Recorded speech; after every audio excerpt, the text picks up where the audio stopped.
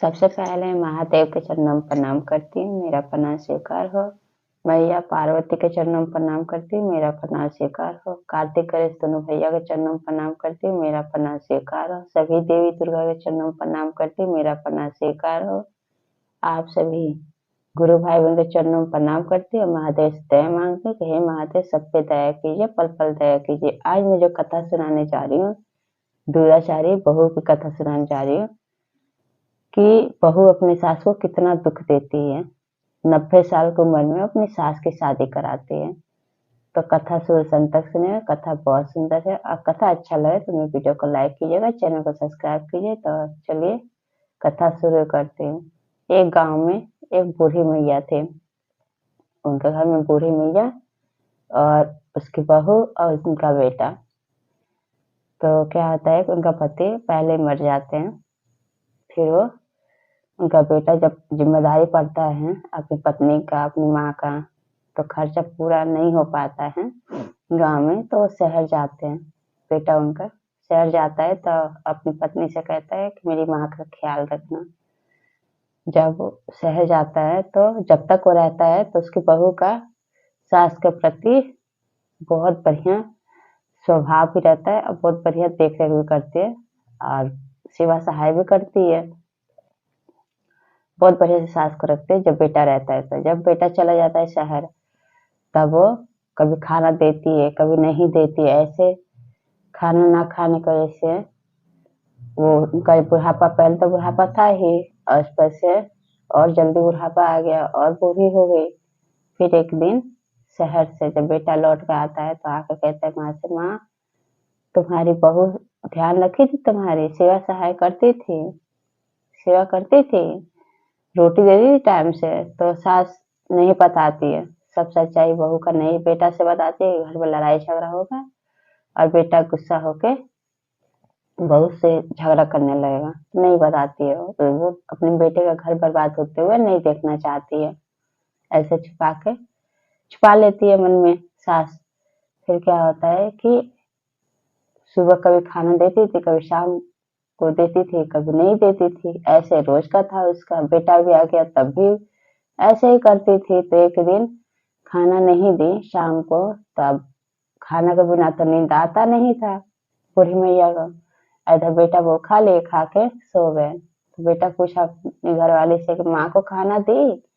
तो बहू कहती हाँ खाना दी, माँ खा के सो रही है।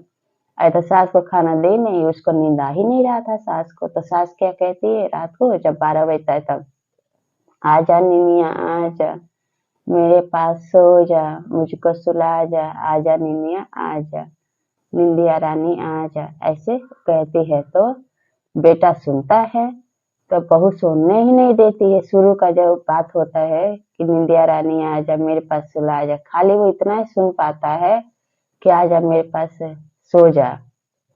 तो कहता है कि माँ क्या कह रही है? तो उसकी बहू कह रही है कि अब तुम्हारी माँ को सहारे की जरूरत है। तो उसका बेटा कहता है कि हाँ इतना ही बात सुन पाता है, क्योंकि जब वो सुनने जाता है तो बहू जोर जोर से बोलने लगती है तो सुन ही नहीं पाता है, खाली इतना ही सुनता है कि आजा मेरे पास सो जा। और वो तो उसको भूख नहीं खाना नहीं दी थी, तो भूख के मारे उसको नींद ही नहीं आ रही थी। तो ऐसे कहते आजा निनिया रानी आजा, मुझको सुला जा, मेरे पास सो जा, ऐसे सास कहती है। तो अगले दिन क्या करता है बेटा कि दूसरे गांव में जाके लड़का देखता है अपनी माँ के लिए शादी करने के लिए। बेटा भी समझता है कि सही में मेरी माँ को सहारे की जरूरत है। पूछता है अपनी माँ से, माँ क्या आपकी बहू आपका सेवा नहीं करती, आपको सहारे की जरूरत है? तो उसकी माँ कहती है हाँ बेटा मुझे सहारे की जरूरत है। अब इतना बेटा बात समझ जाता है। अब तो बताती नहीं पूरा खुल के कि बहू मुझे रोटी नहीं देती है, इसलिए मुझे रात भर नींद नहीं लगता है। दूसरे गांव जाता है, लड़का खोजता है शादी के लिए। अब सबको पता चल जाता है कि बूढ़ी मैया का शादी होने वाला है। फिर गांव के सारे महिला जब सुनते ये बात, आती है बूढ़ी मैया के पास, पूछते है कि जो तुम्हारा बेटा कर रहा है क्या वो सही कर रहा है? तो कहते कि हाँ मेरा बेटा, मुझे अब सहारे की जरूरत है, ऐसे बोलती। तो गांव के सब महिला कहती है कि लगता है बूढ़ी मैया को सहारे की जरूरत है, इसलिए उनका बेटा जो कर रहा है सही कर रहा है। फिर लड़का देखने गया, फिर बारात आ गया। बारात आया तो पूछते बूढ़ी मैया अपनी बहू से किसका बारात है, तो कहती है उसकी बहू की चुप रहो, ये तुम्हारे लिए है, तुम्हारा बेटा तुम्हारे लिए कर रहा है, बोलना मत कुछ भी, नहीं तो फांसी लगा लेगा तुम्हारा बेटा। और ये बात सुन के बूढ़ी मैया चुप हो जाती है, कुछ नहीं बोलती है। जब वो कुछ नहीं बोलती है, शादी हो जाता है, फिर विदा हो जाता है। फिर वो डोली और कहार लेकर चले जाते हैं। जाते जाते रास्ते में शाम हो जाता है तो जंगल में वो डोली रुक जाता है। वहीं पे एक महल होता है, तो महल में जब वो जाती है बूढ़ी मैया कहती है कि अब रात को जंगल में तो रह नहीं सकते। फिर वो डोली से उतर के जब कहार से बोलते है कि भाई ये पे रोक देना, वहां पे रोक देते कहार और डोली से उतर के देखती है वहां पे एक महल है। जब महल के अंदर जाती है तो देखती है कहीं सूप फेंका हुआ है, कहीं चलनी फेंका हुआ है, कहीं झाड़ू फेंका हुआ है, कहीं बर्तन फेंका हुआ है। तो वो चारों आपस में बात करते हैं। तो बूढ़ी मैया को बहुत आश्चर्य होता है कि चारों बात कर सकते हैं, सूप चलनी और झाड़ू और बर्तन। वो आपस में क्या बात करते हैं।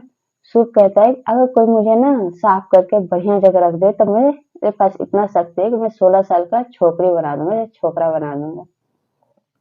ये भी बात फिर झाड़ू बोलता है कि मेरे को अगर साफ सुथरा करके बढ़िया से रख देंगे, देखो मेरा कैसे कदर किए हैं, कहीं फेंक देते हैं, कहीं रख देते हैं, सही जगह रख देंगे तो मेरे पास इतना शक्ति है, मैं इतना शक्तिशाली हूँ कि मैं 16 साल का छोकरी बना दूंगा, चाहे लौंडा बना दूंगा। ऐसे वो बोलता है झाड़ू भी, ऐसे बर्तन भी बोलता है, ऐसे चलनी बोलता है। फिर क्या करती है बूढ़ी मैया कि वहां पे सब साफ सफाई करके और बढ़िया जगह जैसे जैसे रखते हैं सामान, वैसे बढ़िया जगह रख देती है। वो खूब बढ़िया वो 16 साल की छोकरी बन जाती है लड़की। फिर वहां से जब आती है तो जब जो दूल्हा देखता है तो कहता है कि अरे ये तो इतनी बूढ़ी थी 90 साल की, ये कैसे थी, इतनी सुंदर 18 साल की लड़की हो गई।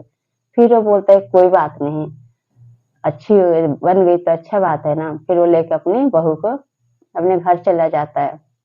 जाता है तो वहां सब महिला देख कर चली रहती है।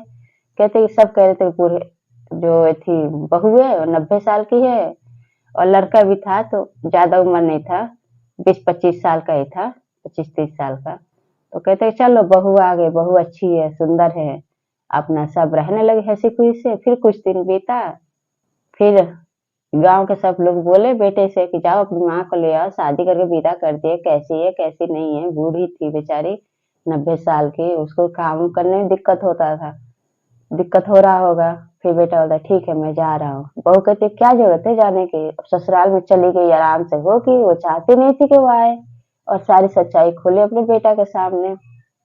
फिर क्या हुआ, जब बेटा गया उधर से अपनी माँ को देखता है तो कहता है कि मेरी माँ कहाँ है। तो वो जो लड़की थी वो बताई सारी हाल कि बेटा मैं ही तुम्हारी माँ हूँ, जब तुमने शादी करके विदा कर दिए तो वहां पे एक महल में गई तो वहीं पे सब कहानी बताती है अपने बेटे से, तो बेटा समझ जाता है।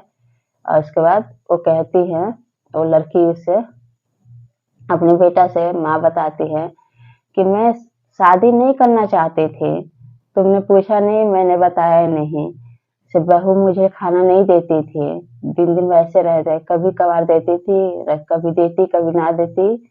मैं नहीं बोली कि तुम आपस में तुम दोनों पति पत्नी में लड़ाई झगड़ा होगा, लड़ोगे दोनों तो घर बर्बाद होगा, इसलिए मैं चुप रही कि क्या मेरे जैसे बेटे बहू में दूरियां हो, तो मैं नहीं कुछ बोल पाई।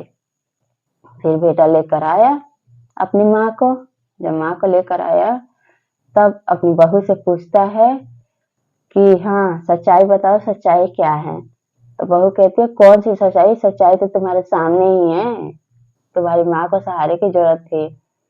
तो वो कहता है कि नहीं, मैंने वो सुना है जो तुमने बताया है, अब तुम वो बात बताओ जो सच्चाई है।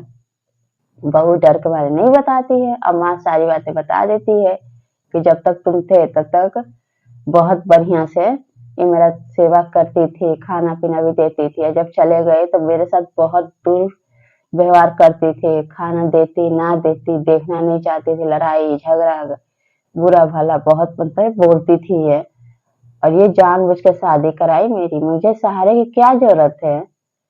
फिर जब उधर से आने लगी तो फिर महादेव से, जब अपने घर आई तो महादेव से कहती है कि हे महादेव, दया मांगते हैं कि हे महादेव, अब आपकी दया से, आपकी कृपा से सब कुछ अच्छा हो गया, मेरा बेटा भी अच्छा हो गया, बहू भी अच्छा हो गया। अब बेटा, अब माँ के कहने पे अपनी पत्नी को माफ कर दिया और ऐसे महादेव का दया बरसा। और वो बूढ़ी मैया अपने महादेव से कहते, हे महादेव, जैसे मैं पहले थी ना, मैं वैसे ही होना चाहती हूँ, मुझे 16 साल का लड़की नहीं बनना, मैं जैसी पहले थी आप उसी रूप में आप मुझे कर दीजिए।